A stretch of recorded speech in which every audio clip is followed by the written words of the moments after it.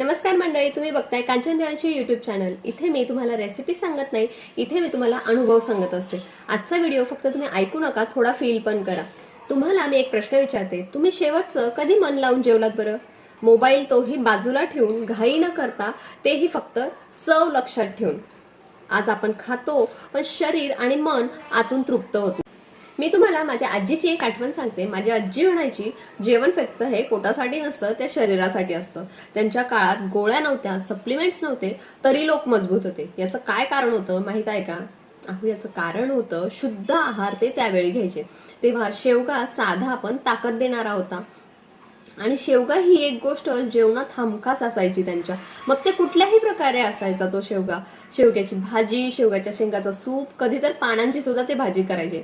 आजी म्हणायची, शेवगा घरात असेल तर आजार दूर राहतात। तसेच आज सायन्सही आपल्याला तेच सांगतं। पण आज आपण शेवगा रोज खातो का? नाही ना। का बरं असं? तर वेळ नाही, कंटाळा येतो। ज्या वर्किंग वुमन्स असतात त्यांचं बिझी शेड्यूलमुळे तर त्यांना भाज्या स्वच्छ करायला सुद्धा टाइम नसतो, आणि मग आपण सोपं निवडत असतो। पण आजी म्हणायची, जे सोपं तेच नेहमी बरोबर नसतं। आणि आजी नेहमी म्हणायची, भाजी वाया घालू नको, उरलेल्या शेवगाचं लोणचं कर। कारण त्या काळात फ्रीज नव्हतं, तुम्हाला पण तर माहितीच आहे चांगली ही गोष्ट। तरी लोणचं महिन्यांपर्यंत टिकायचं बरं का, कारण त्यात मीठ, तेल, मसाले हे सगळं नैसर्गिक प्रिझर्वेटिव्ह होतं, तेही योग्य प्रमाणात आणि योग्य पद्धतीने बनवलेलं। आणि घरचं लोणचं हे शरीराला चालतं। ज्यांना सकाळी घाई, दुपारी थकवा, नाहीतर संध्याकाळी काही करायची इच्छा नाही, अशा वेळी रोज शेवगा भाजी शक्य नसते, पण 4 ते 5 चमचे शेवगा लोणचं तर शक्य असतं ना। पोळी सोबत, भातासोबत, डाळ सोबत चवच येते, आणि एक सोडून 2 चपात्यांची सुद्धा भूक लागते। जेवणाचं समाधान पण मिळतं।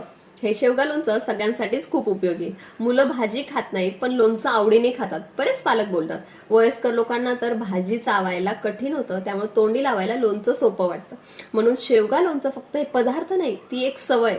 आजच्या काळात शेवगा लोणचं गरजेचं आहे, कारण आज स्ट्रेस आहे, थकवा आहे, इम्युनिटी कमी होते, आपण औषध घेतो। पण आजी तेव्हा म्हणायची की औषध आधी ताटात असायला हवं, रोज थोडंसं, पण नियमित। हाच शरीर निरोगी ठेवण्यासाठी खरा उपाय।